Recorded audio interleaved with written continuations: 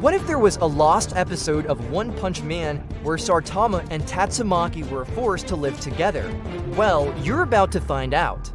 Picture this. The dust has just settled from their test battle. The Hero Association, in its infinite wisdom, has declared Saitama the victor. Tatsumaki is absolutely seething, her green aura crackling with pure rage, but the executives have a brilliant idea. A punishment, they call it, for her anyway. Tatsumaki, they announce, you will observe and learn from Saitama.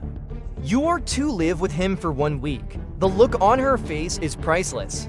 She's the tornado of terror, forced to be roommates with a bald guy in a tracksuit. This is going to be good. The scene cuts to Saitama's apartment. He's just chilling, munching on some cheap potato chips, when there's an aggressive knock on the door. He opens it, chip in hand, to find Tatsumaki floating there, arms crossed, with a storm cloud of fury over her head. Don't get the wrong idea, she snaps, floating past him into the tiny apartment. I am only here for research, to analyze your crude methods. Saitama just shrugs, unbothered, whatever, just don't break anything. I just paid my rent. He goes back to his chips while she surveys her new, incredibly bland surroundings with utter disgust. Daily life begins, and it's a clash of titans in the kitchen. Saitama, the master of budget cooking, is whipping up a simple hot pot with discount cabbage and tofu. He offers her a bowl. What is this peasant food? She scoffs, turning her nose up, but hunger is a powerful force, even for an S-class hero. She hesitantly takes a bite, her expression instantly shifting from disgust to surprise. It's actually not bad. She quickly schools her features, pretending to hate it while secretly savoring every bite. When nighttime comes, she refuses to sleep on his futon, as if she declares, using her psychic powers to rip a mattress out of a nearby furniture store and levitate it into the apartment. Saitama just sighs. I said, don't break anything ... double quotes. The next day is supposed to be for training. A sharing of techniques. It goes about as well as you'd expect. Tatsumaki tries to explain the intricate art of manipulating psychic energy. Feel the universe, bend it to your will, she commands, her eyes glowing. Saitama just stares blankly. Huh? Can it kill things in one punch? Then it's his turn. Okay, my turn. The secret is simple, he says, deadpan, 100 push-ups, 100 sit-ups, 100 squats, and a 10-kilometer run. Every single day. Tatsumaki looks at him like he's the dumbest person alive. Are you kidding me? I can lift skyscrapers with my mind. You bald idiot. I don't need to do push-ups. The training session ends with them yelling at each other from opposite sides of the room. Just as their argument reaches its peak, a massive tremor shakes the entire building. Emergency sirens blare. A news report flashes on the TV. Dragon-level threat. Monster Giga Centipede is destroying City Z. Without a second thought, Tatsumaki blasts through the wall. Saitama groans at the new hole and flies toward the chaos. She arrives in a blaze of glory, twisting buildings into weapons and hurling chunks of the city at the colossal beast. It's a spectacular, destructive light show. A few moments later, Saitama casually strolls onto the scene, holding a couple of grocery bags.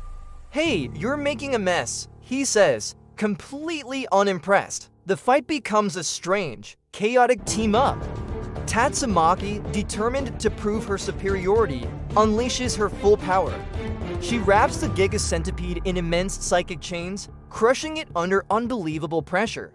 See, this is how a real hero fights, she yells over the wind. The monster shrieks, pinned and helpless. Just as she's about to deliver the final, crushing blow, a blur of red and yellow zips past. Saitama, having set his groceries down safely, appears before the monster. One punch, boom. The dragon-level threat explodes into a million pieces, showering the city in green goo. Tatsumaki floats there, stunned and furious. I had that, she screams. Saitama just looks back at her, dusting off his gloves.